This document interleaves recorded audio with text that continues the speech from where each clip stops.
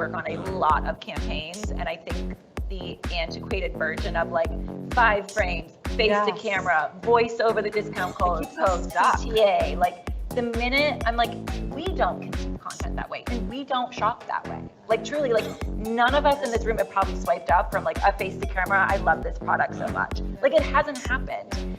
But somehow we've gotten into this space where like, this works and this is how we need to do stories and here's how we pull things together. And I think that's the thing that I'm trying to get away from, of like, can we split it up? Can we do 2 frames one day and 3 the next? Can we do still shots? Can we do like quick follow-ups? Like, what can it look like instead of just feeling so scripted and so like, you just get stuck into this space of this like, here's how stories should look. And that just, no one shops like that. No one's buying from that. Hi, everyone, and welcome to the WIIM Podcast. Women in Influencer Marketing is a first-of-its-kind exclusive networking group made up of inspirational women. This podcast is where we explore influencer marketing and get real about women in business. Find us wherever you download podcasts, and of course, you can always find us at iamwim.com. That's iamwim.com. Hey guys, what is up? I'm excited to be here. Transparently, we've pre-recorded quite a bit of episodes, so I haven't been here live on this microphone in, I don't know, at least a few weeks actually. So it's really nice to be here with you guys. I hope you've enjoyed the past few weeks. We've had really, really awesome interviews. I guess interviews with awesome people is the better way of saying it. And yeah, we hosted this big Chicago event. Anyways, there's been a lot going on. Oh, I went to VidCon last weekend, which I'll share a little bit of an update with you guys shortly. But yeah, today's episode is going to be the recording of the live podcast that we did. It was with a whole slew of awesome guests that we recorded this live in Chicago in front of an audience at our Chicago meetup. So I'm really excited for you guys to listen into that. But before we do, I wanted to share just some thoughts and takeaways from my trip to Baltimore. I went to the first ever East Coast VidCon, which was really good. It was really good. It was like so much more intimate. And for somebody who doesn't necessarily thrive in like giant crowds of people, and I have to like mentally prepare myself to attend VidCon in Anaheim, I actually really enjoyed the Baltimore show. Genuinely, it was just like, it was nice. I felt like I had more opportunities to really connect with people in like a genuine way. So I really enjoyed it. But one thing that I left there thinking about was just that kind of like the games that we play in our careers. I spent 3 days away from my family, and I spent over $1,000 total between hotel and travel. And the question is like, was it worth it? So for me, yes, but it really truly isn't for everyone. I choose to play the PR game. I choose to press the I believe button and assume that by building a personal brand, it's going to pay off. And transparently, I didn't leave with any sort of deal, no new business yet. In fact, the audience that I spoke in front of, it felt a little shitty. It was really tiny. I don't want to like make it romanticize it and say like, oh, I spoke to a packed house with all these people. No, it was actually really small. But the positioning as a thought leader goes a really long way. Most people don't want to admit what goes into networking your way onto these stages, or the value of posting a photo of yourself speaking with a microphone in your hand, or the PR boost that it gives you to tag accomplished people that you met in a post. But if you choose to play the game, as lame as it sounds, there is a positive impact on your business every single time. I'm going to probably record an entire episode just about that, which is like personal branding and thought leadership, especially for us who are working in influencer marketing, because we're so used to promoting other people's brands. And I absolutely believe in building one of your own. I know it feels uncomfortable. I'm the first person to tell you that like it took a lot of energy and like talking myself off a ledge to get myself comfortable speaking on this microphone, recording this on camera. That was like my biggest nightmare for the longest time. And practice makes perfect. And sometimes you just have to do it. And a lot of the reason being because you just look at the bigger picture and you see the power that it has and what it can do for you. That was my experience, at least. So that was one thought that I left with from VidCon Anaheim, or not Anaheim, VidCon Baltimore. And I don't know, just wanted to share those 2 cents with you. But I am so excited for us to jump into this live podcast recording. I'm really looking forward to doing more of these in 2024. So keep an eye out. We will definitely be announcing more dates of in-person meetups. So we had a freaking 100 plus people in Chicago. And I'm just so excited to keep it up in LA and more New York, and also going to other cities as well, not just the big ones that, I think we're all tired of the big ones. Y'all live all over the place, and I want to see you no matter where you are. Anyways, enjoy the heck out of this conversation, and I want to hear your thoughts. So if you could drop me a comment on YouTube or send me a DM on Instagram, and let me know what your main takeaways were from this conversation that we had live in Chicago. All right, you guys, enjoy.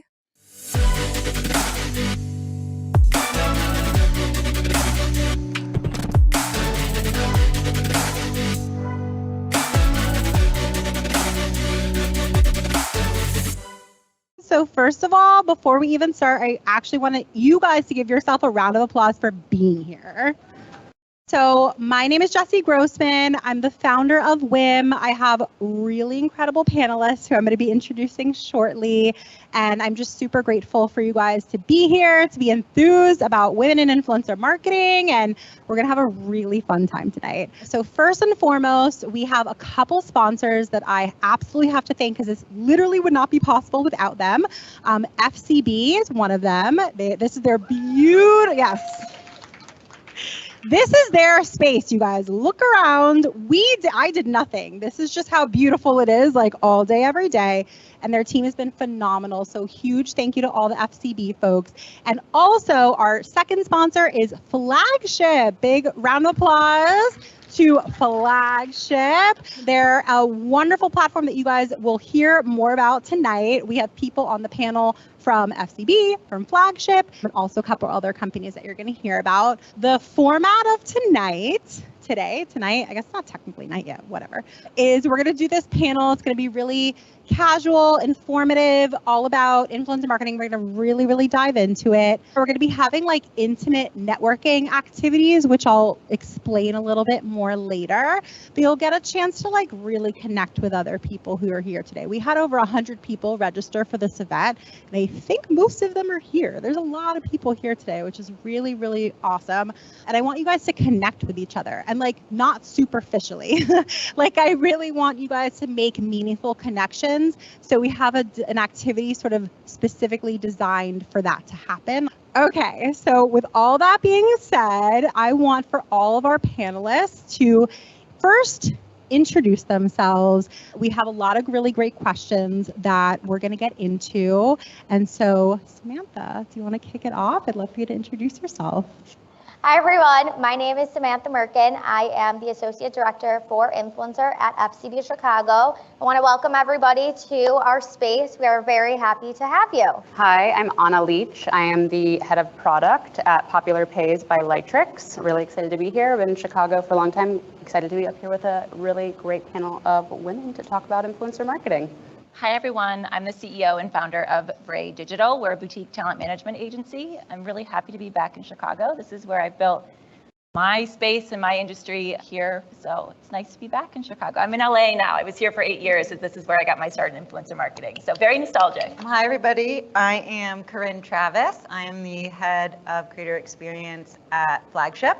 Yeah, I too haven't been here in a while, so brings back all the memories, lots of Lollapaloozas spent here, and happy to be here in a professional manner. Who said this is professional? professional tonight. I feel professional. This isn't what I wore to Lollapalooza. We're here to have fun. We're here to have fun. We're Yeah. here to play. Hi everyone, my name is Julian. I'm the head of creative partnerships at Flagship. So very excited to share more about who we are and what we're building. I live in Brooklyn, so we flew out for this event, which I'm so happy about. WIIM has just been such an amazing community to be a part of, and I'm really looking forward to meeting all of you and talking more about Flagship and just this great industry. Thank you guys. And yes, we had people travel in far and wide, but also a lot of local Chicagoans. How do you say it? Chicagoans? Chicagoans. I love Chicago. Just want to say that. I'm from New York, and it's beautiful here. I also came like the best. All right. So first question, the most serious question of the night. This is for every panelist. Fuck, marry, kill. Instagram, TikTok, YouTube. Samantha, starting with you. I just want to level set that I asked these questions to our CEO and our chief creative officer about 2.5 years ago in front of our entire agency. So this is easy. I definitely would kill YouTube. I'm really sorry. I just don't do anything on it. I think I would marry Instagram. I think it's my first love. And then I would fuck TikTok. What does fuck mean in this context? It is whatever you interpret. Okay. That's the fun part. I know, I'm still like, what does this mean? All right, so kill, I'm on the YouTube train. I'm sorry. I mean, I want to love YouTube. I know I really, really want to love it, but it's just not there for me. I think I would marry TikTok. So, and who am I forgetting now? Fuck, yeah. I need to, wait. No, she said kill. Yeah, I said kill YouTube, marry TikTok, and I would, fuck Instagram. I think we have opposites. I would marry YouTube. Yeah. Oh my God, I love YouTube. Hot take. It's the Hot hot take. It's the most reliable. I am that girl that literally watches YouTube on my television and Really? cable every night. Oh, wow. Yes. Oh, Okay. wow. Yeah. Oh, we have lots of who's not. I would totally fuck TikTok because I think it would be fun. And TikTok would be a good time. And then I would kill Instagram. I would absolutely kill Instagram. Tough call. Instagram's all over the place and I like decisiveness. Oh, Wow. So we've played this game before on our last podcast. I am a loyalist. I have not changed my mind. I'm killing YouTube, RIP. I'm fucking TikTok because it's spicy. And I'm marrying Instagram. And I am going to give a side chick because I gave a side chick last time. I am side chicking blog. I just am. Oh. I'm a loyalist. I love blogs still. I'm similar. I have to kill YouTube. I get it, but I'm just not there. TikTok is fun, and I think it'd be fun for a night. So we're gonna fuck them, and then I'm just committed to Instagram. I spend every day and night with Instagram. So. But I'm gonna kill it. I know. I Do go it. on and I'm just like, I feel awful here. It doesn't bring me the joy I want. I mean, not every relationship is healthy. It is true. It's a toxic relationship. There you go. Marry should be. It should be. Yeah, I guess. But I want to marry YouTube. It's filled with just this content that isn't on Netflix. It's not on TV. I love cooking, and so there's so many great recipe creators on there, and it's just great content. Their ability to create video. It's unbelievable. Check it out. I recommend that platform called YouTube. And then that little thing. So I would kill Instagram and then I'd fuck TikTok. But the reason for that is because I think it has this content, it's fresh. It's original Instagram days where I'm discovering, I'm learning, it's fun, it's fresh, it's exciting. It's a new relationship. Totally. Yeah. Oh, yeah. It's a new relationship. It's a honeymoon stage. Yes, exactly. Yeah. Totally. Ooh, my side chick would be LinkedIn. Oh, yes. I feel that way. I like the blog side chick. Thank you. Yeah. Blog side chick is Or good. best friend. Or best friend. Yeah. Is the blog. Yeah. Okay. She's your bestie. Yeah. That's good. I know you all are question. thinking about this, and please discuss amongst yourselves after the panel. It's a good question. We all want to know who you're fucking. Oh my God. I think we all said TikTok. Wait, we all said You should TikTok. say We all it. said TikTok. Yeah. I can't remember. I don't remember. All right, that's the hot take. TikTok, that is the hot team. So speaking of hot takes, it's an interesting time of year. It's we're all, digging into Q4, planning for Q1, thinking about the year in its entirety. So Corinne, I'd love to start with you. How generally has 2023 felt this year? Has it been slow? Has it been busy or like up and down? Well, I think if it's been slow for anyone, come and talk to me after this. For me personally, it's been very up and down. I recently left a very unfulfilling role at my last company, and I took some time off. And so I really took some time off, took a good look at what I wanted to do, what excited me, where I wanted to be. Flagship is it. But then I also feel like I've carried that in, and I hope people are doing this as well, but setting boundaries, 8 to 6, we'll say, I am busy, I'm on, I'm doing my job, and then afterwards my phone is down, my computer is down. And I think that has really helped not feel so busy.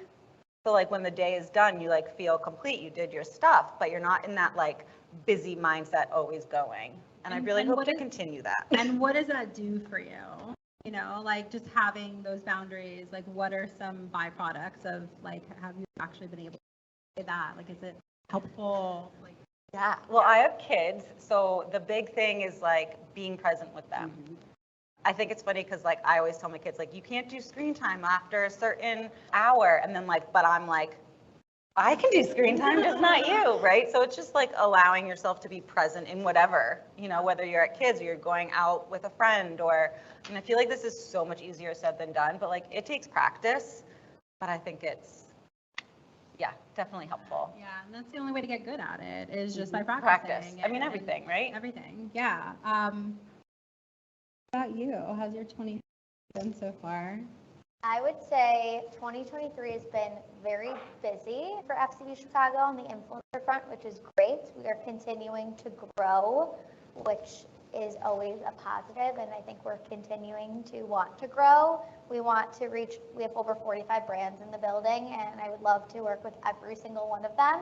I love to be busy. I think, Corinne, what you said really resonated with me about setting boundaries. I think I'm trying to learn to be better about that, as my manager is laughing. I am always someone whose wheels are turning and always trying to think about how can we be better for the next client, or how can I get more business, or how can we sell this in. So I'm always thinking about the next thing, even when I'm in the current state. So even when I might not be busy, I make myself busy.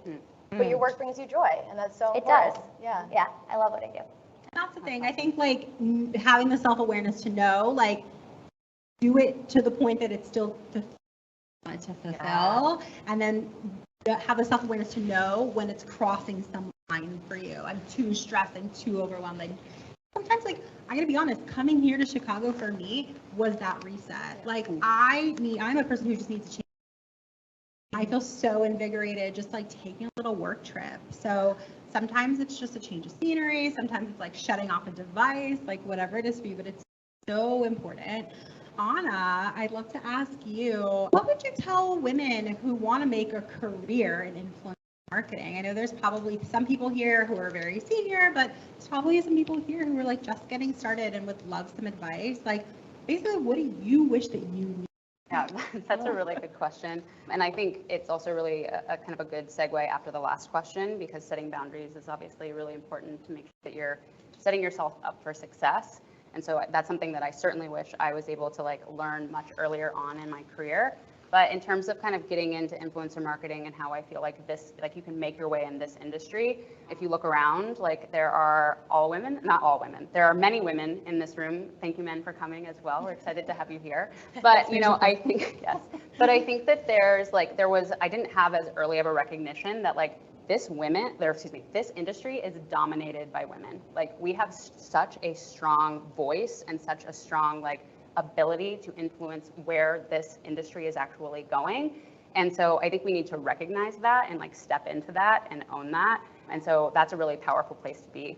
The other thing that I think is really important about kind of in general, how you approach success is I have a tendency to kind of try and over perfect things and think oh, well, I'm not going to go either for that job, or I'm not going to put this out in front of my boss, or I'm not going to do this or that, the other thing, until it's 100% perfect, pixel perfect.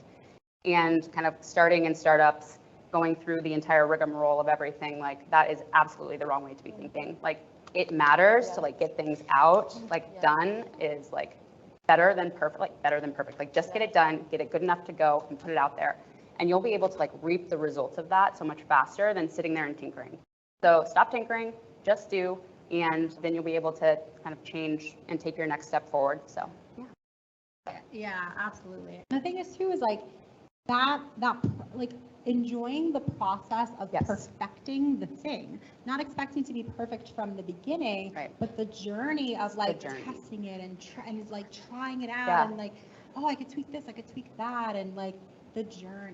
And you'll learn so much more if you like leverage your community to get feedback. Like put it out there, see how people respond, like iterate from that point, like whether or not it's yourself or a product that you're building or a campaign that you're working on, like I just default to just like moving forward, getting things out. I know, I love that. I would love to hear your thoughts as well. Like, so the question being, you know, what do you wish that you knew sooner, and what advice would you give to her just wanted to make a really great, satisfying career in influencer marketing?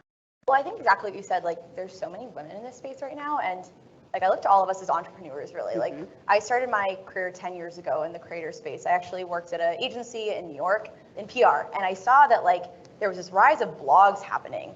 And I could understand, like with this, I used to work on the Amazon retail team, and I could send an Instant Pot to a blogger, and she could send back like the unique monthly views that post was seeing.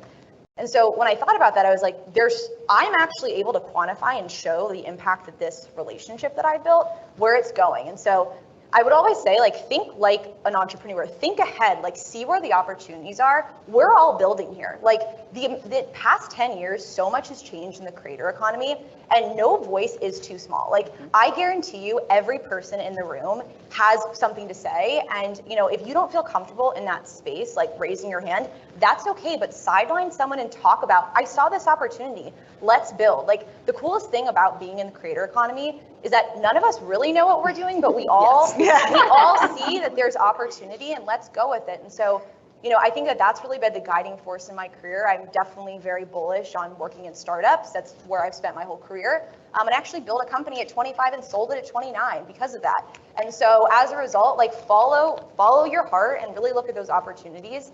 It's gonna get you really far. So yeah.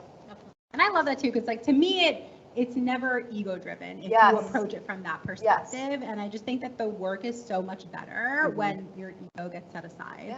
You're just like, we're all just learning together. We're all just trying to make this as good as it can be and learn from each other. And everyone here, we all have the opportunity to help shape this. So like every conversation. We're writing the playbook. We're writing the playbook. So every conversation that will happen tonight, like this could be the thing that helps everyone here. So 100%. Okay. So Molly is our resident talent manager.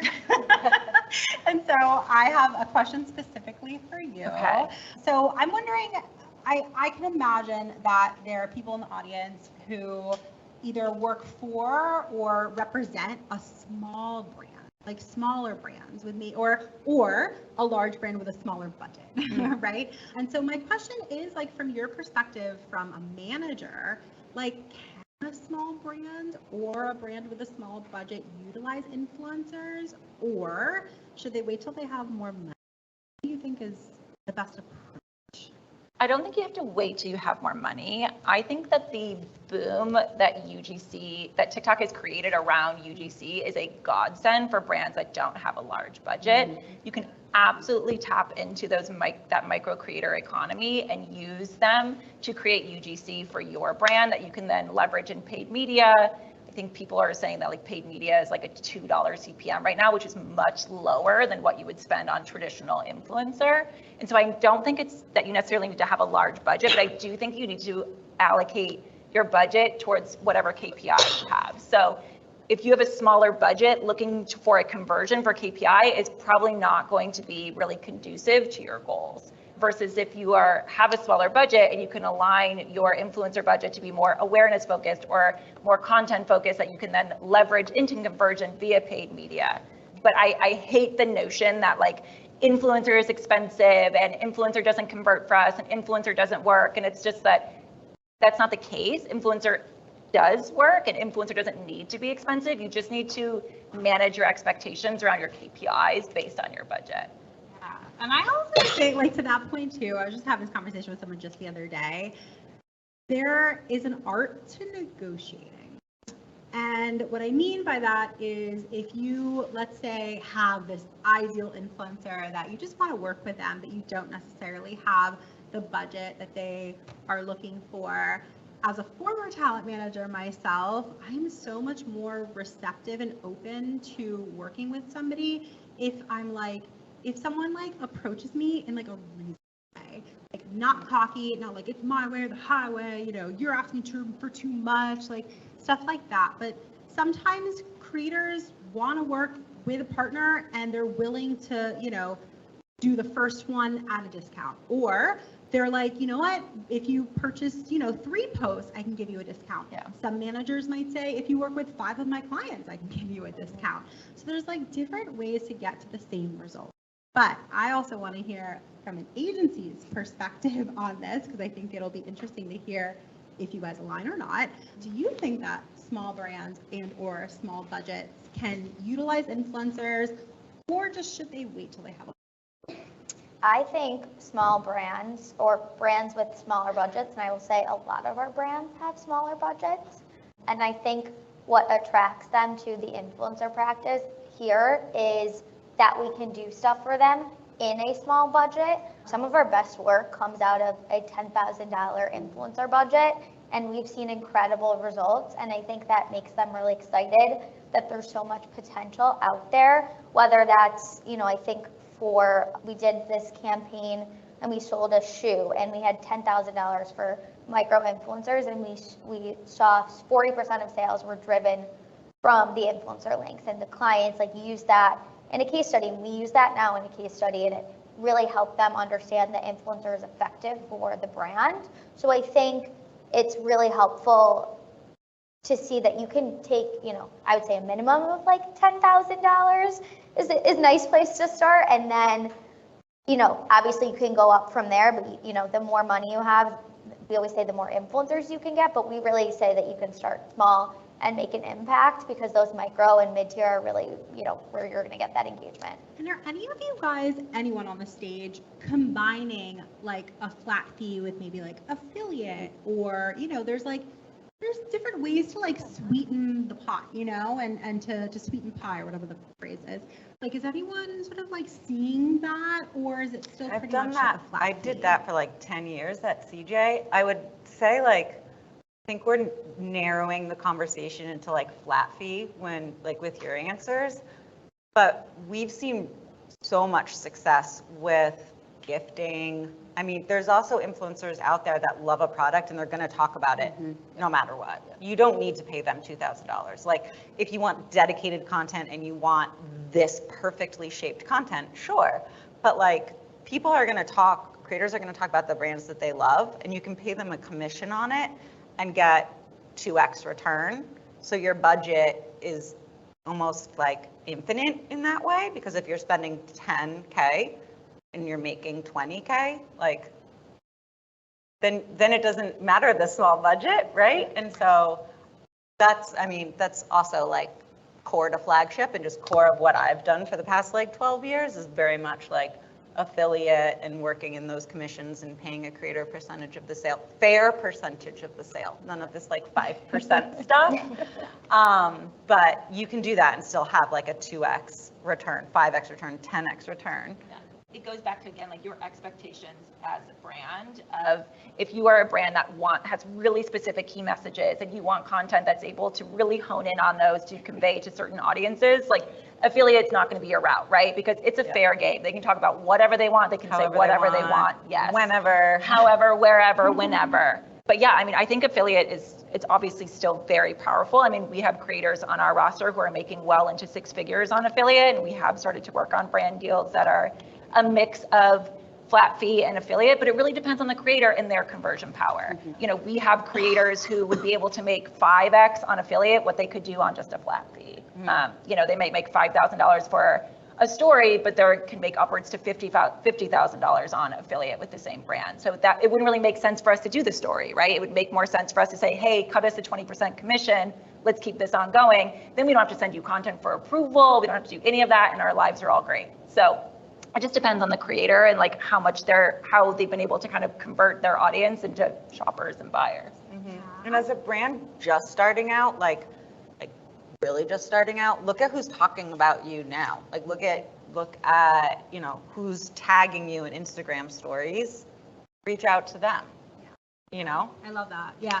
I always just want to be respectful and inclusive of those people who are maybe just starting out. Like if you believe in the creator economy, but you're not you don't necessarily have the funds yet or giant budgets, like I don't want to be snooty about it and be like, well, you don't have a place at this table. Like I just hear all your points. I just think you need to approach it differently. It's not the same strategy. Right. Right. I think it comes like one of the most powerful things is the founder story and like what makes that brand really special. Like when you don't have any budget and you're starting out, like what are the defining reasons that makes your brand special that consumers want to buy? Like the beauty of a creator is, you know, I'm following them and I trust their recommendations, and like, you know, a brand that's just waiting to be discovered, if they can insert themselves in that narrative, it's going to help their followers so much too. So I think like when you don't have budget, really thinking within yourselves and being like, what are the value propositions that I provide? And like, why do I align with that creator? But that creator is going to want to test and try your product because it's adding value to their business,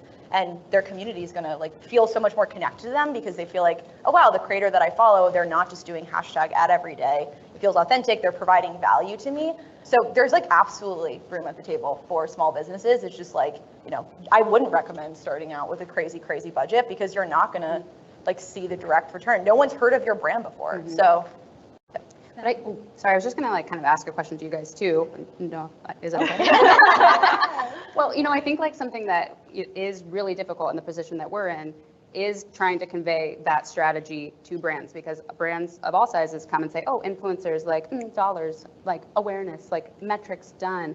And so it's just like, you know, like there's these expectations that are just completely unrealistic. And there is this like, influencer marketing is not a monolith. Like there's a bajillion ways to work with influencers, work with creators, like to kind of achieve your end result, but it is viewed very much, in my opinion, as like a one kind of tactic thing. And so like, how do we try to change that narrative so that like, as new brands are coming online, as they're thinking of using influencer marketing, which is an incredibly powerful tactic, and you know, brands that are starting off with influencer marketing, they're bought in from the beginning, they're seeing those results, they're going to grow into larger customers for anyone who's working with a brand.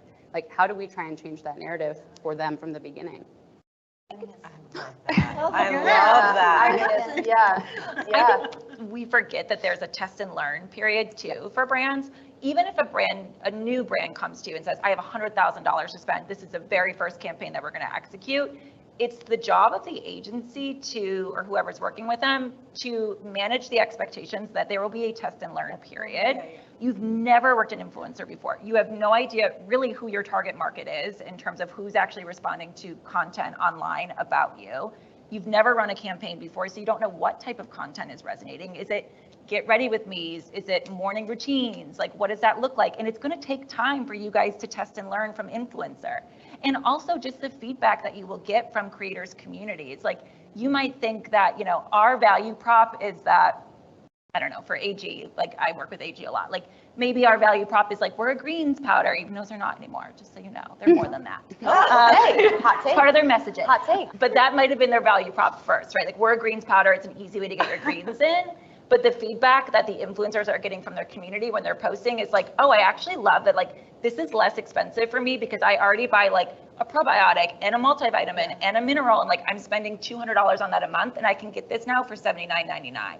And that's like not even a message you led with in the creative, right? Yeah. And so like there's a lot of test and learning that happens with influencer campaigns that I think we kind of forget about as agencies first. Of like, it's going to take us time to kind of like lay the land and understand like what's resonating with creators in terms of type of content and also just audience sentiment. Yeah. So like that's just important to know that like there is a test and learn period, and that takes some time to really figure out and hone in on all of those key messages and the types of content that's resonating. Yeah. And I think like lean into that too. Yeah. Like don't even just like, oh, it's like something we gotta go through, you know? It's like, no, that could be such an interesting time and so much that you can like that will give you so much information that will lay the foundation for everything you can do in the future. So it's almost a misstep if you go too quickly. Yeah. It's just like paid social, right? Like you A/B test all day long, and like you should look at influencer marketing as A/B testing. You should be consistently A/B testing your communities and the creators that you're working with. I was going to say, I think it's all about too setting the expectations, especially if brands have never done influencer before. I think to your point, Aana, they think of it one way, but it's different. There's so many different ways to go about it. So I think it's important to set up the reporting or the measure of success in the beginning. Like, how do you want to measure your campaign? And then afterwards, did this go up to your standards? Or did people completely not like the content, or people saying something totally different, and how are people reacting to it? And then you can adjust for the next campaign. Like, then maybe you adjust your process. Like, I think, yes, there's a process from beginning to end, but I think you also can adjust it accordingly, because every brand is different, every influencer is different, and also influencers can bring their own feedback too, which I think is really crucial. And I always appreciate it, at least from an agency perspective, because I think their insights are almost sometimes more valuable than a consumer. Hey, you. Thanks for listening to this episode. This show is sponsored by Women in Influencer Marketing, the best online community for the creator economy. You'll meet fellow influencer marketers, brands, and talent managers to talk shop, get hired, and even find a mentor. When you join, don't forget to check out all of our incredible resources. We also have dozens of masterclasses from the top voices at TikTok, YouTube, award-winning agencies, and women who are paving the way for us all. If you want a chance to network with a who's who in influencer marketing, just check out what it takes to join the membership collective. Visit iamwim.com/join today. That's iamwim.com/join. And I'll see you around the community. You have to like give them space to be able to provide those insights too. I feel like a lot of creators are like, oh, like, you know, is it like okay to give you feedback? You know, a lot of them just like they want to do right, and they want to like, you know, do the campaign as best they can, and they just think they have to like do this prescribed thing. But I agree with you. Some of that feedback is really interesting. I have a follow-up question for you, because, you know, as someone who works with so many brands, I've never worked on the agency side before. I've only worked on the talent side. So I'm curious, like, the approach that you take in terms of, you know, establishing, you know, the KPIs and establishing like the managing expectations. Like, do you ask the clients and say like, what would you like to do here? Or do you normally like take the reins and, you know, or like, this is what I think is best? Like, what approach do you take, and does it vary, and how do you determine? I don't know. Yeah, so we depend a lot on our client briefs. They will tell us this is an awareness campaign, or we want a conversion campaign. I'm looking straight at my strategic analytics partner over there, Anastasia, who loves influencer almost as much as I do, maybe more. And we partner really closely with our strategic analytics team to ensure that we are laddering up to the client's business goals. And we propose a plan for them. We say, here's your business goal. What are your KPIs? What do you want to measure? We let them react to that.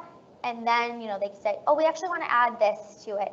Can we do link clicks? Can we do this? And then, you know, we show them this is our proposal. This is how we're going to measure it. And then about a month later, we measure it. And then we say, hey, this is what we did for you. Remember, this is what you aligned on.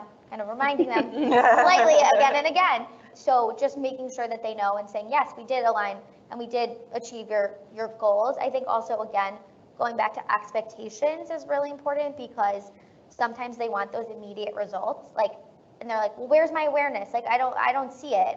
And it's a slower, sometimes steady pace. And I think setting those expectations with them and reminding them of those things is important. Okay, so I have a follow-up question for you, Aana. So my question being, what types of metrics are the most meaningful in order to prove out ROI after an activation?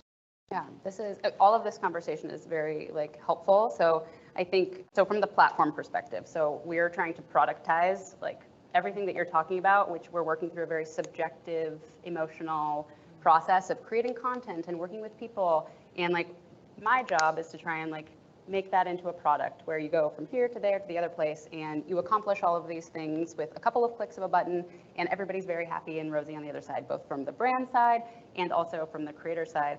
And it is incredibly difficult. And, the conversation around KPIs is a place that I think the testing mentality really comes into play, because we are trying to figure out how to identify what this phase of going from I'm just entering into influencer marketing to now I'm scaling up my activations. I really know what channels I'm working on. I know what communities I can tap into so I can get the results and the KPIs that I'm looking for. But also trying to identify or help the customer identify on platform, what are they looking for? And that's a really hard question to get a direct response to, because you kind of typically get a mixed bag. I want it all. And I think the power of influencer marketing really can be unlocked if you have this approach of testing and learning for very specific KPIs, as you were saying, and then being able to identify what's working, kind of moving from there and building out strategy. So it's a hard question to answer. For me, it's really about just what's the goal? How are you trying to test and see which one of these things you're unlocking versus what your goal is? And then kind of continuing to diversify what channels you're testing on and learning as you're going and growing into your strategy. I love that. No, I was just gonna say, I think it's another conversation to have with brands when you're talking about KPIs. Well, we want awareness. Well, what does that mean to you? Yeah. Does that mean an increase in Google searches? Does that mean an increase in website hits for you? Does that just mean, impressions? Does that mean new followers for you on your own social channels?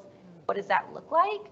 Or if it's conversion, okay, well, what does that mean to you? Do you have specific ROAS goals? What are they? What is your attribution window? That's something I've started to ask even more now. Really hard. Are we looking at a 24-hour attribution window? If so, I don't know that we can probably 2x that on a single story.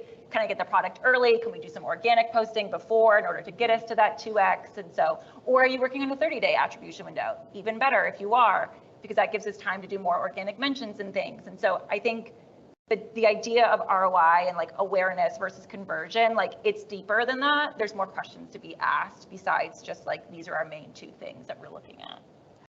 So good. I love that. No, And it's I so think- true. and I It think means half the time different they're not- things. It means different things. Yeah. Awareness means different things to everybody. Completely, and half the time they're not even thinking about that. So I think it's important Yeah. we all challenge They ourselves. often don't. Yeah. They're really don't. tell if me you're what working to with a do. client. Exactly, Yeah. exactly. That's why I'm blown away that your clients actually understand what are the metrics that I'm working towards, because I watch it all the time. I was like, Yeah, that's yeah. unbelievable. There's no way. Yeah, this is an There's no awareness way. campaign. This is a conversion campaign. I have to give major credit Yeah. to our strategic analytics team, because I would not be able to do half of my job without them. And I think they are really good at telling a story. And I think based off of my partnership with them, it's all about how to tell a really good data story. Yeah. And again, I think, Molly, what you said really resonated. What does awareness mean to you? Because for one client, it may mean new Instagram followers, but for another client, it may mean impressions. So really level setting that and asking them the hard questions. Just had to do that today, I think is really important. I'm just obsessed that you have a strategic analytics team. Yeah. Everyone go talk to Anastasia after this. SCB. When I was working brand side, we were keeping track of things in Google Sheets. Oh, We no. did not, nothing, no platforms existed. Oh, no. I Yeah. love that y'all even have that. Oh, yeah. Kudos. For sure. And so this is a great follow-up question for you, Samantha. So with all of that being said of what we just discussed, what would be your pitch to a brand who's hesitant to spend money on influencer marketing? I feel like this is Shark Tank. I Give think- us your yeah, I yeah. know, and I love Shark Tank. I think I would want to tell them a story, and I like to resonate with the brand or the person in the room. Who do you like to follow? What do you? Or hopefully they're on social media. I think, or even it doesn't have to be a social person. If you follow, when you think back all the way to I used to love Ellen DeGeneres. She to me is an OG influencer, or celebrities technically are a form of influencer. Any type of person that you trust is a form of influencer. So if you try to resonate with them on a personal level, I feel that really helps. And showing them that there are people that are interested in your brand, I think are really helpful. And I think also talking about how influencers can help your brand ecosystem. It's not just about social content, right? You can use an influencer in your CRM campaign. You can use an influencer on a TV spot. We've done that for a brand. You can use them in online voiceover. I think really teaching them that influencers are not just this, again, back to this monolith, they're not a monolith. And I think also seeing how they can translate to ROI. Can we capture data for brands for them? You know, because if people trust them, we can get that first party data capture. So I think it's really crafting the story and understanding their goals. I think that's great. Anyone else want to chime in on that? Like, what would your pitch be? Anything you want to add to what Samantha said? I think the storytelling is spot on. And like when you're trying to secure a bigger budget, there's typically a different strategy or a different creator or different ways that you can work with a single or 5 creators, right? Like if you only work with these 5, you get this. If you work with 20, you might be paying a little bit more, but we can do something for 6 months, or we can double down on like this one creator that you love. Like, but I think that all starts with like, what are their goals? You know, what are they trying to accomplish, and diving deep on it. And the briefs are a great example of like really collecting that information, and then you can use that to create the vision and create the story and hopefully upsell. I think also just like any success stories, any case studies that you have, like track of them and like keep them in your back pocket, because those are the moments where like they shouldn't be pie in the sky stories. They're like, oh my God, this one time I hired this influencer for $5 and they earned us $1 million. Like, no, like make it sound attainable, but keep track of your success stories too. I'm just so cognizant of, especially in this economy, like people are just constantly trying to earn this in a variety of different ways. There's lots of healthy competition, but I want to sort of like have in our respective back pockets the pitch, you know, and like what that sounds like. And I know that it takes a lot of effort to like hone it in, and it's just something we're thinking about. So I love this conversation. I think too, like a part of me is like bristling and being like, well, why do we even have to pitch it at this point? It's like, it's been 10 plus years. Like you were just saying, like influencer marketing is like nothing new. These have been, endorsements have been around forever, like Wheaties boxes, you know, so I'm just like, it's a part of me is just like, oh, like either get with the times and see this as like a value add and think through what your strategy is, because it is not this like, oh, just put something out there and get everything back. It's like, it is a strategy. It is like a sophisticated marketing space. And so like a part of me is just like angry. Yeah. I think it's important though that like every brand at the end of the day, like they need to really identify what are they trying to get from it. And I think that right now we're at a space where like the more that we can share these different ways that we've really seen success with creators, the more we all win. Because I think, Jesse, to your point, like, you know, I can't tell you how many companies I've spoken to where they're like, you know, I spent all this money working with creators and I saw nothing.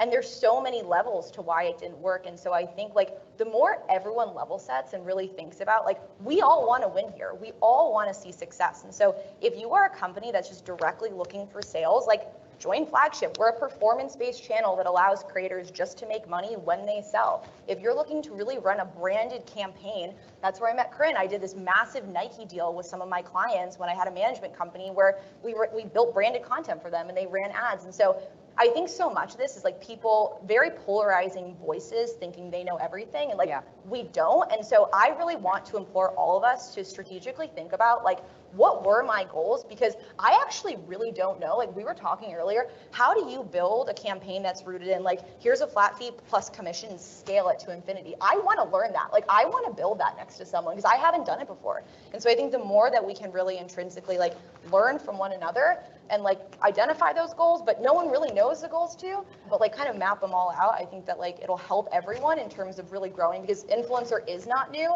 But I think we're definitely at this breaking point of really feeling like there are many different ways to activate creators, and we all need to kind of like collaborate and learn from one another so we can. You know what I think of when you answer that question is thinking about how all of us individually, everybody wants to be picked. Like think about it from the opposite perspective, right? Maybe I'm unique. I hate a hard pitch. Oh my God, I'm so turned off by it. But if someone approached me, sort of like you just said, and was like, you know, like we work really hard to learn it, and we dig really deep into things, and like, I don't know, just from a like a reasonable sort of humility. Like at the end of the day, to me, creators are just people. And there's such beauty in all of their community members trusting them, right? And so as a consumer, how do you want to learn about a product? I actually completely am adverse to like seeing an ad, like hashtag ad, and like, I'm not going to really click on that link, to be honest with you. But if you talk about a product over and over and over and over again, I'm going to click on that. And so I think like, think about, it's so ridiculous, but like marketing 101, think about how you will buy a product and like really kind of activate influencers in that way. And I feel like to that point, people try to keep that stuff under wraps. We work in this industry and we're like, oh, maybe I'm just like desensitized to it. And like, maybe I'm the only one that's turned off by X, Y, and Z. Like, no, actually like trust those instincts and like talk about those things more. It's okay if you feel like that, then there are other people who also feel like that. And I think that that's what will make you stand apart. It's just approaching things differently. I personally get a little tired of like the lack of innovation that I see in our industry sometimes, and I'm very inspired when I see innovation. So speaking of, I have a follow-up question for you. Big question, but how can we work with influencers better? Yeah. So Corinne and I had a lovely day in Chicago, and we met up with a local creator. Her Instagram's Kelly in the City. We had an amazing coffee, and we were talking about the growth of her business. She started her blog 12 years ago. She met her husband in New York City, and she just started shooting her life. And we were talking about like just sort of the evolution of her business. And one thing really stood out to me. We were talking about just like the way that she runs her business working with brands. And so, you know, at the end of the day, if I'm a creator, you know, I'm someone who I'm really thinking about, okay, what are my revenue streams coming in, right? And, you know, for her, they can make a lot of money from brand deals. But she started working with a lot of brands. There's a lot of regulations around these activations. And so one example, she worked with Pfizer, and it took 6 months to get I don't know if anyone did this campaign. Okay. It took a long time. Brands are building now. And she really wanted to like talk about this activation like outside of the campaign brief. And there was a lot of back and forth with the brand where they made her take everything down. And I think what happened was it made her really feel nervous about just like talking organically about a product and having fun, playing. Like we were talking about like creators play, have fun, and really talk about like a brand outside of when, you know, like you're doing that sponsored activation. There's a creator on Molly's roster, Jess Keys, who lives in Chicago, and I think she does an amazing job with that, like playing with the brands that she loves. And so I think I'm totally losing where the question was, but I hope that answered that. It's like, how can you work with influencers better? Allow them to play and allow them to be themselves. Exactly, be themselves. And I think when you put up those guardrails, it makes them feel nervous, and they're human beings, and they're a solo team. You're a massive conglomerate that's giving them these crazy budgets, and all they want to do is be their best. So let them play, let them have fun, and I think when you're putting those restrictions on them, what's going to happen is just going to have this long-term trickle effect on how they perform. So let them play. I think from an agency perspective, because we try to preach that all the time, and we have to say these are human beings, they are not paid actors. We're not telling them what to do. You know, we obviously give them guidelines and we give them guardrails, but you're hiring them for a reason. You're hiring them because people trust them in their community.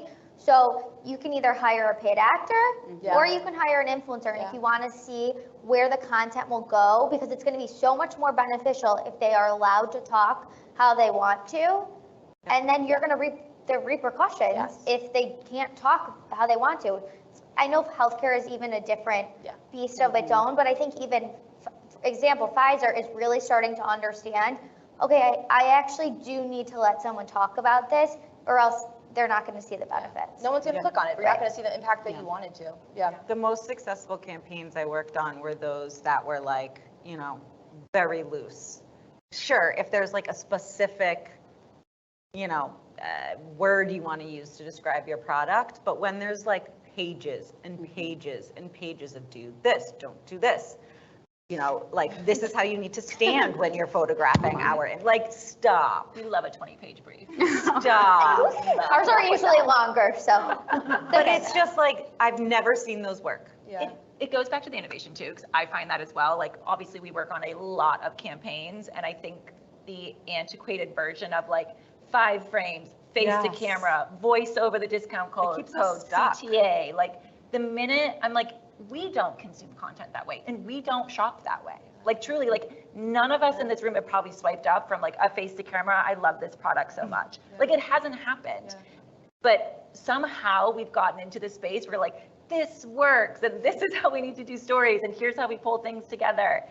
And I think that that's the thing that I'm trying to get away from, of like, can we split it up? Can we do 2 frames one day and 3 the next? Can we do still shots? Can we do like quick follow-ups? Like, what can it look like instead of just feeling so scripted and so like, we just get stuck into this space of this like, here's how stories should look.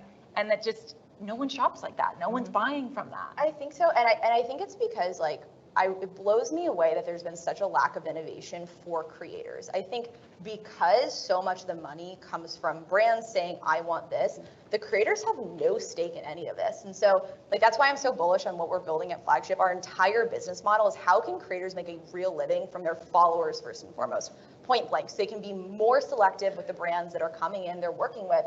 And I think like the more creators actually have control over this whole industry, the more we'll get away from these very rigid, like structured activations that no one wants. So like we need to play more, and there needs to be more innovation that allows creators to really shine and thrive, because there hasn't been a whole lot of that. And I think that that's why we're stuck in this, like, I guess this is what we're gonna do. And just so much more education Yes. for creators as well. Like I mean, there's such a lack of correct information. I mean, you can find any answer on anything on TikTok or whatever. It doesn't mean it's right.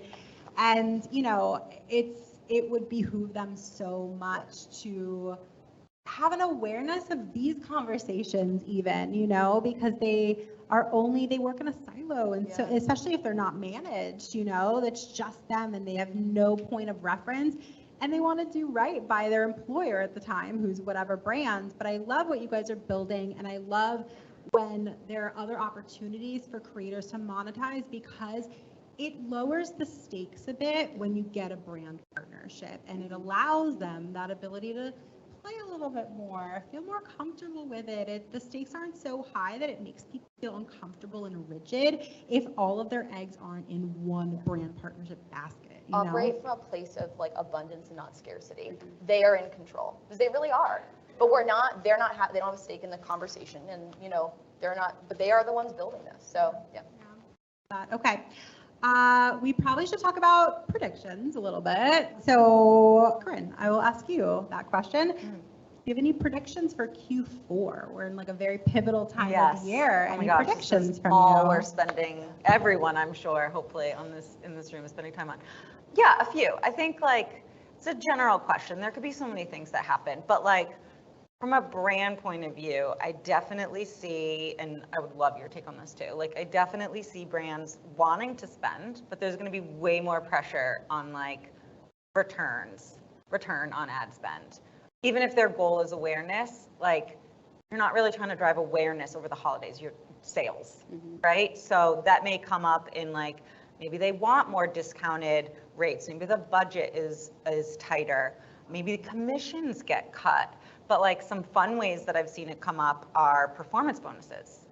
So this is something we're actually doing with Flagship too, but like, you know, you hit X amount of sales, X amount of clicks, and we'll give you a bonus. So maybe that flat fee to the creator might be a little bit less, like maybe if their rate is 5, they are, you know, pitching for 4, but there's a 2K bonus involved or something, right? And like, that's a strategic way, especially from a brand point of view, if you don't have a ton of budget, to work with creators and incentivize them. I mean, everyone loves a bonus.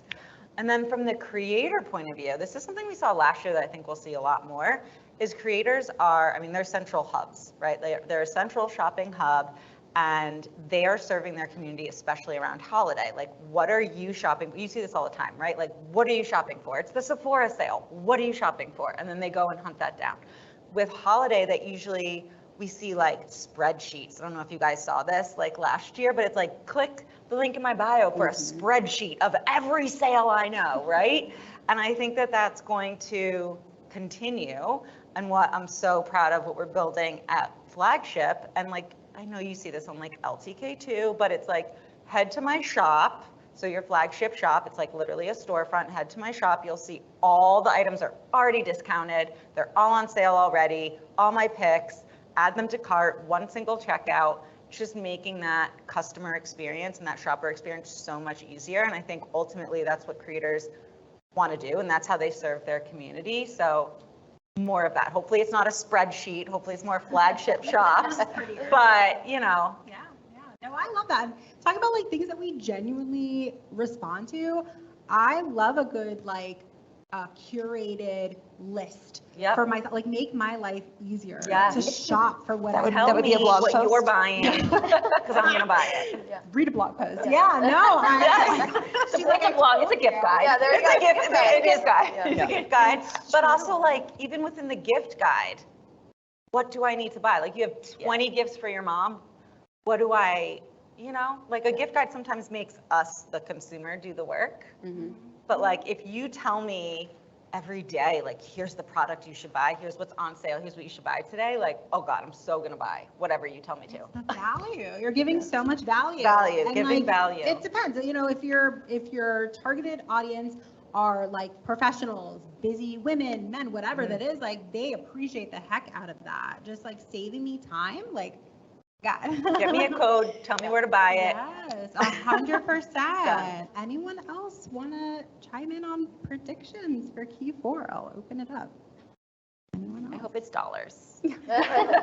No, I think interestingly enough, a lot of the agency friends I've talked to have said that they are sort of shifting budget for Q4 and actually turning to IRL events, which like pre-COVID me loves, talent manager me does not.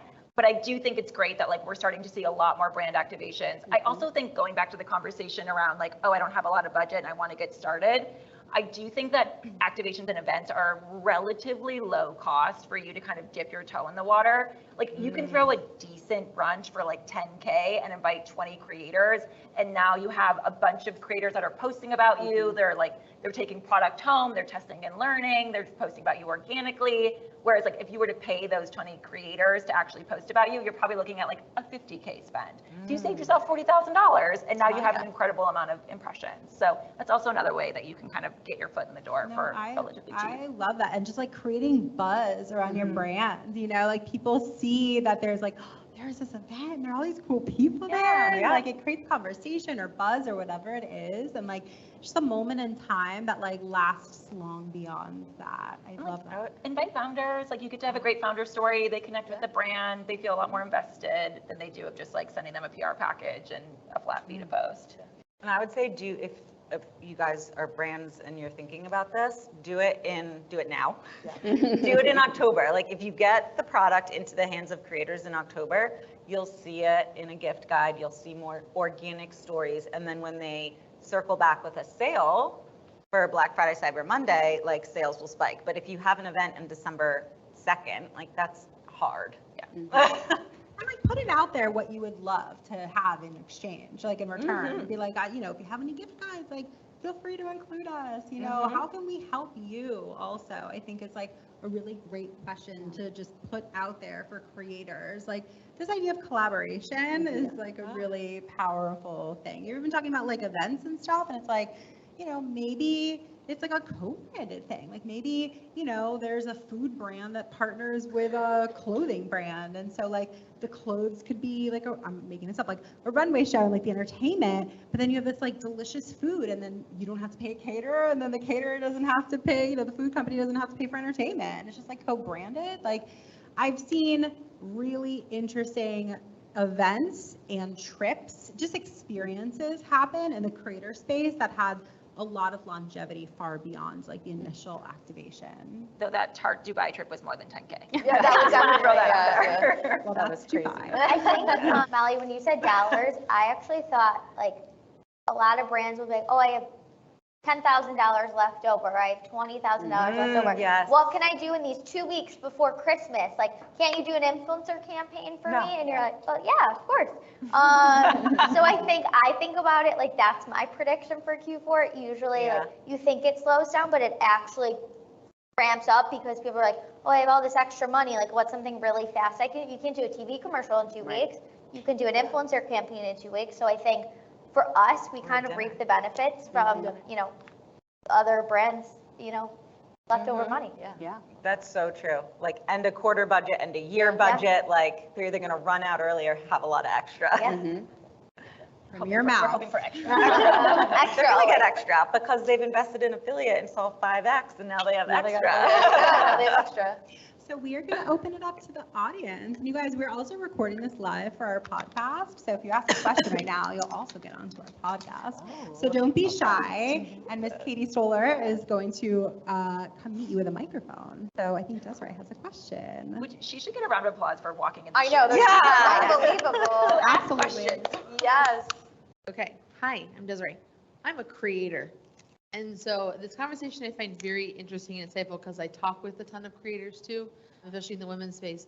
And you guys have talked about a lot of things about how creators have control and creators build audiences and creators give value. But why aren't we really being paid for that? And so, like, because creating content takes a lot of time and resources, and doing things for product and commissions isn't enough. So what are we supposed to do to be what you guys need us to be, but we also have families to pay for and lives to live and the skyrocketing inflation to deal with. And so I know you guys have to balance that as well, but from the creator side, I talk to a ton of creators who are in this constant state of like, no one wants to pay me. What am I supposed to do? And so they're trying to leave and get away from it and stuff. And one of the three things that all creators talk about is making money is AdSense, sponsors, and affiliates. When all three of those things are down, what are we supposed to do? When you say down, like you're not getting the sponsorships that you once did, or? Yeah, like affiliate, like a lot of people in the affiliate space are cutting programs, getting rid of them completely, or minimizing how long payouts will be for, and then ads are down across the board with YouTube because people aren't paying for them as much, and they got split with shorts, so it becomes an issue there. And then when you talk about like sponsorships, sponsors are told, well, you don't have to pay. You can just give them free products and affiliates. And if they're not, and if they don't want to accept that, we'll go find someone who will. Sure, fair. Yeah. I mean, I think there's platforms that do it right. So Flagship, any brand on Flagship has to have at least 20% commissions. There's there's platforms like Howl that have, I've seen 150% commissions. So I know, like, to your point, like, it's not guaranteed, and you have to put more maybe time and effort into it, but there are platforms that promote paying creators fairly at that rate. And then I would also say, like, the time that it takes to build your content, like, I hope that's worked into your price too, right? Like, so when there is a sponsorship that comes around, like, you are, being paid fairly. I will say, like, there are times when, if it's your dream brand and they can't pay you your fair, what you deserve, but there's an opportunity for like multiple posts, then it could be, maybe discounted. But I think, I think you've said it too, that and I've heard from other creators that like the pool of sponsorships is like, it feels like it's a little more dried up now. Brands are definitely pulling back on the money. There's not as much as there was 5 years ago, where it was just like, cool, we can throw money at anything and anyone and we'll just see what happens. Some brands are beyond that, but there's a lot of other new brands that are coming in. If there's brands that you just love all the time organically, like, reach out to them, like, pitch them. Don't wait for them to come to you. I love your brand. This is how I talk about it. People love it. I typically see this conversion rate, like, would love to talk to you and work with you more closely. We've seen that work too. I do think it's important as a creator to know your strength, though. And this is where I see I don't want to say the issue, but this is where I see discrepancies in the creator economy of, can you convert, and are you a converting creator, or are you a content creator? Are you an influencer, and do you have true influence over your audience to shift brand perspective or purchase, or are you a content creator?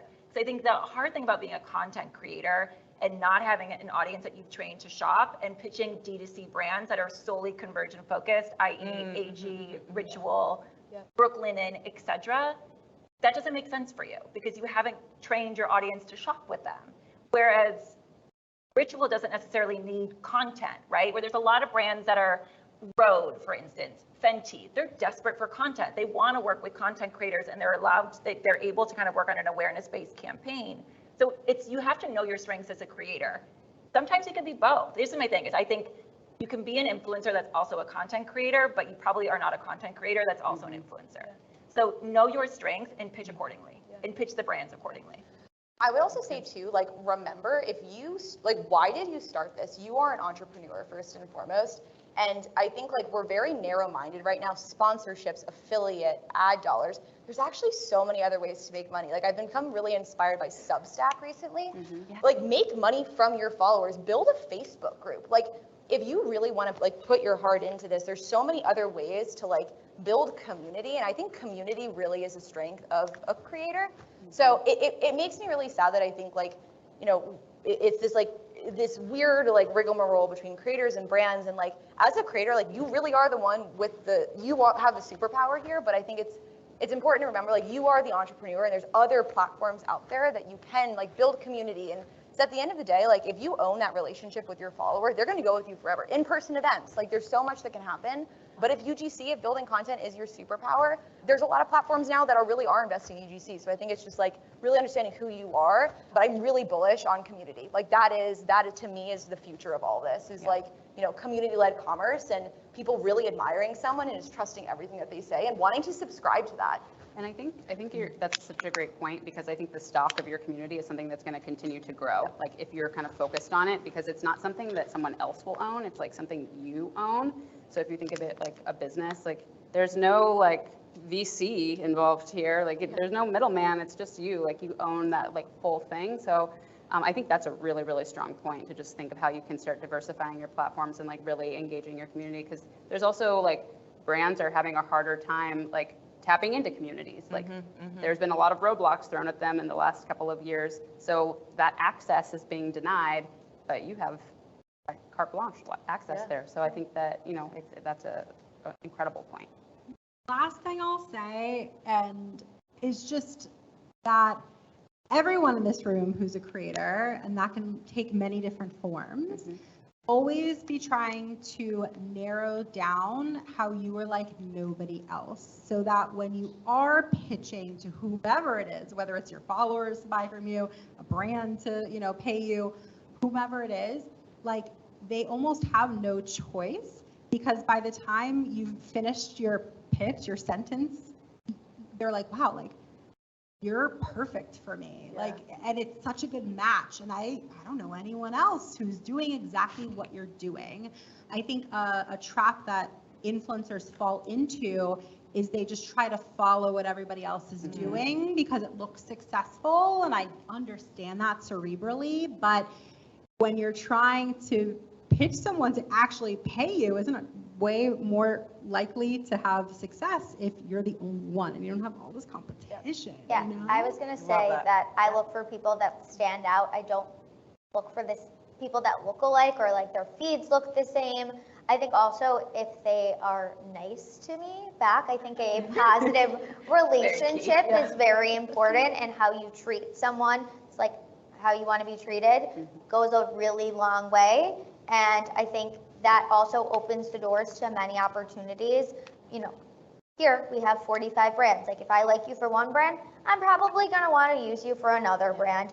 Or if someone asks me, oh, do you know anyone in this category? I want to recommend you for something else, because I want you to also get the payment that you deserve. And I also, we would never personally let someone do content for free, because that is very integral in our practice, is that everyone should be paid fairly. And I've had creators or influencers come to me and say, I'll do it for like $500. And I'm like, I cannot justify, because I know how much time it takes for all of you. So I think it's important to like really think about, I think Molly or Corinne, you said it, like make sure you're really accounting for the time that you're spending, because it's well worth it for the brand, because it would take them double the amount of time to create that content, or the agency for that matter. So really consider that when you're doing your budget. All right, who else has a question? Anybody? Oh, we have someone enthusiastically in the back. Welcome to the club. Me too, girl. All right, Katie's making her way. What is your Hi. question? I got into a really heated debate with one of my clients recently about, curated versus scale, right? For anyone who's been in this industry for a really long time, scale was all the rage a while ago, and then it went really curated, especially in the light of brand safety and the arduous vetting that we now have to do. So I'm curious about your perspective, like where are you seeing it go? Are you all for scale, or are you also seeing it get much more curated in terms of the programming that we're activating? I think that's so hard to Yeah. answer. Yeah. Like, I think it's campaign specific. I think it's brand category specific. I think there's something different to look at like beauty versus pharma or something, right? I think it's also like, is it a product launch or not? Is it something that has really strong key messaging like a pharma product or not? I don't know, like I feel like when I was agency side, like I worked on both. Like we had some that we were just like, get it out to as many people as possible. It's a new launch. We just need impressions. Like we need eyeballs on this. And then we had other campaigns that we worked on that were very small, very curated. This was like a specific like brand collab or something like that. So I don't know. And I feel like at talent side, like we're still working a lot on both. Some like I'll get a campaign and say like, hey, you're one of 5 influencers that we're working with on this. And we have really specific messaging and we picked you because of X, Y, and Z. I think especially like for your niche, like we're getting, I feel like more niche campaigns than ever now. Like the most like wild things that I'm just like, I will write back and be like, I don't even know how you're gonna find this, like best of luck. Yeah. Like I feel like I say that all the time.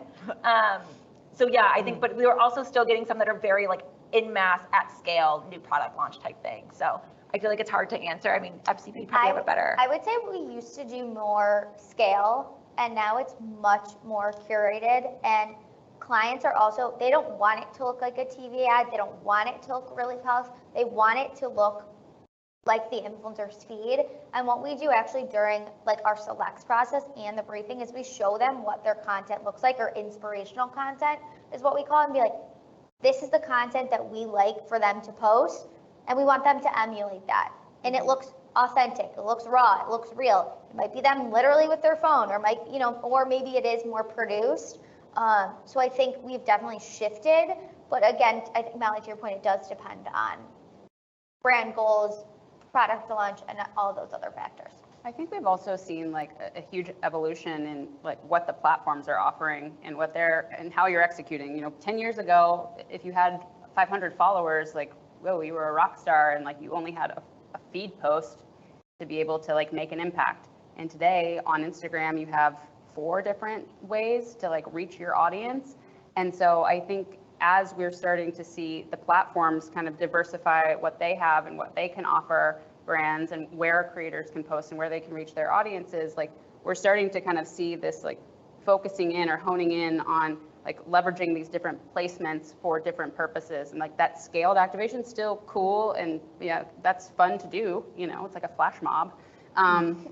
Like that's really fun, but I definitely see like that kind of petering out, and we've seen many like kind of more like long brand ambassador relationship building campaigns, and kind of getting away from more of those scaled activations. Scale can also mean like it has legs. Yeah. Right? Like you can still work with 5 or 10 influencers and have a campaign at scale because of the way they activate their community. And those are the ones that I feel really succeed.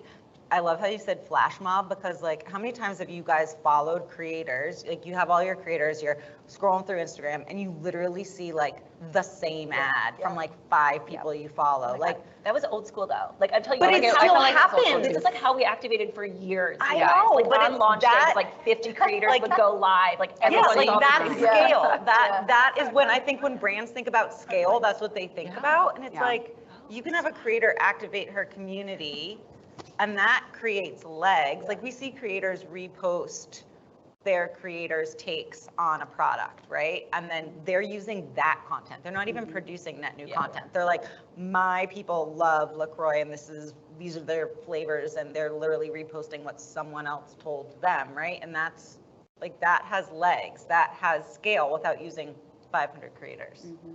or 50 that post on the same day. I just Don't hate the do word. that. I just think that, yeah, that's true. I just hate the word scale. I feel like that's like the dirtiest. It only word exists in like influencer product. marketing. Like let's build a product to scale, right? Yeah. I just think that I love hearing it too.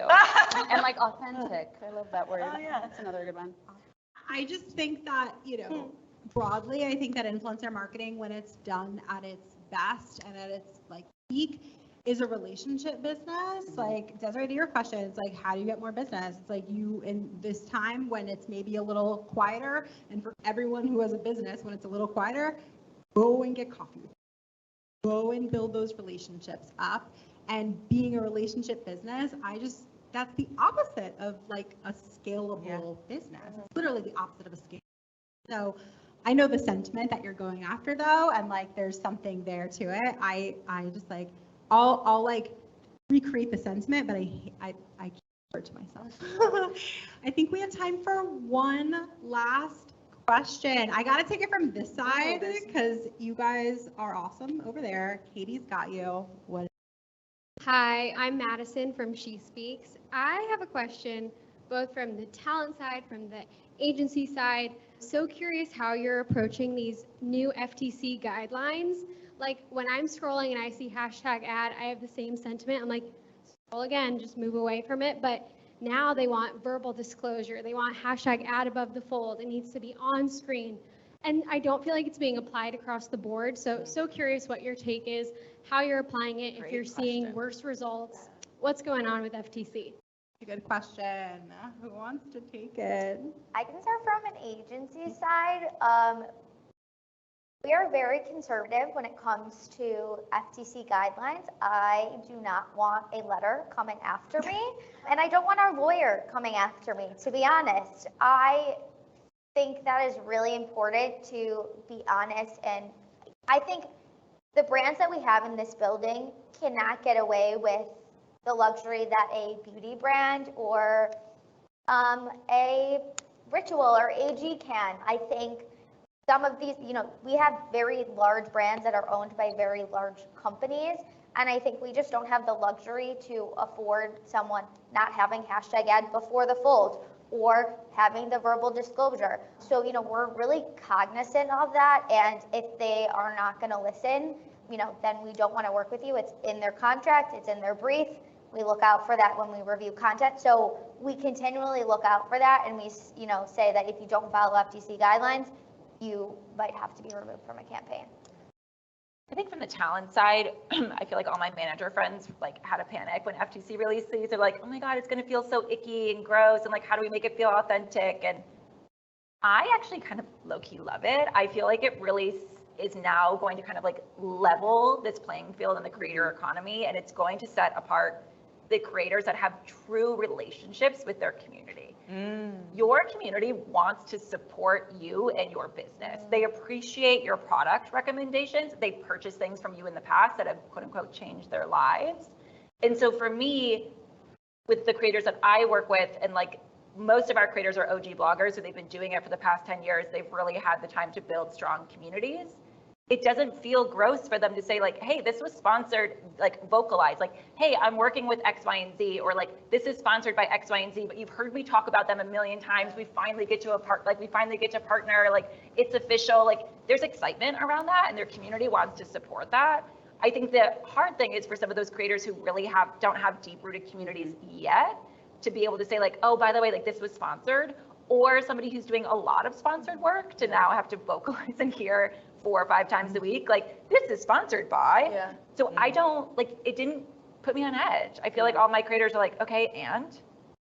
And I've seen some creators do really kind of treat it like a TV commercial. They use it they do ad breaks.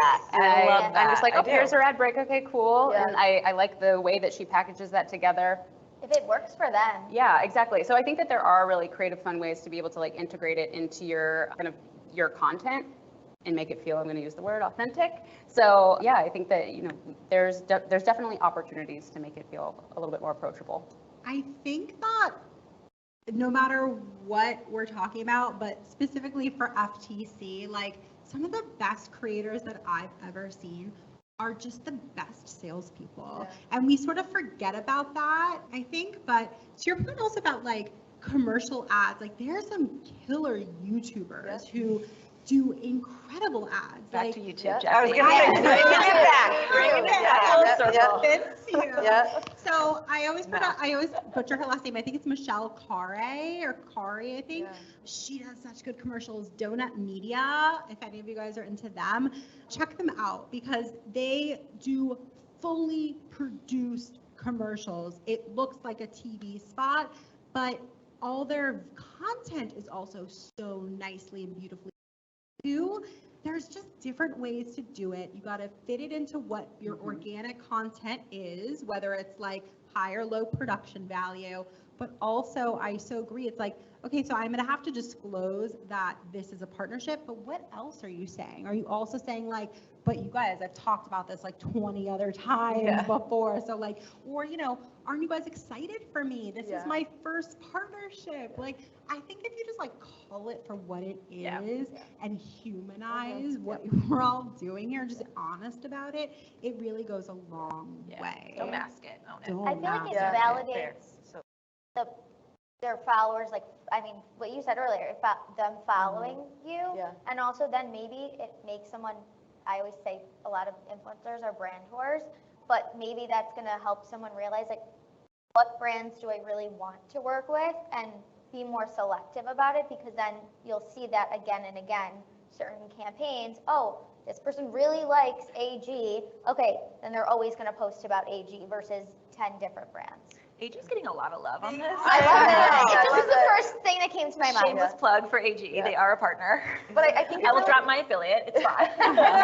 To your point, it validates that like creators are real businesses. Yeah. And just like a TV ad spot, like as a brand, I'm paying for a TV ad spot, I'm paying for this ad spot and a creator's content. So I think it really validates that creators are the future of media. I don't read magazines anymore. I follow creators. Yeah. And so like, the more that we can build to support that, the better. I thank all of you guys for asking really good questions. And for those of you guys who had other questions and didn't get them answered, we will all be here all night. So we will continue the conversations. A couple things before we cut to dinner. Number one, you see a little QR code up here and around the room. That's to subscribe to our podcast. You can listen to this when it airs in a few weeks. And also for I would say at least half of the room are all WIIM members. I love you guys. Special shout out. If you are not yet a WIIM member, we have a whole full-on membership that does like a million things. It's like this on steroids. I'm giving everybody here an entirely free month just to check it out and experience what it is. So there's a sign towards the front, but there's a promo code. It's very easy to remember. Chicago 2023, pretty hard to forget. And you can get a free month to check it out. We have a mentorship program. We have castings. We have 24/7 community on a Facebook group, a Slack board, master classes, a ton of stuff. Free for you all to check it out. We are going to next go to dinner and drinks, and our lovely photographer is also taking headshots. So do not miss getting a complimentary headshot, which we will email to you all. There's the step and repeat at the front. Take photos, have fun, and please give our panelists a huge, huge round of applause. If you enjoyed this episode, we gotta have you back. Check out our website for more ways to get involved, including all the information you need about joining our collective. You can check out all the information at IamWIIM.com. Leave us a review, a rating, but the most important thing that we could ask you to do is to share this podcast. Thanks for listening. Tune in next week. Tune in next week.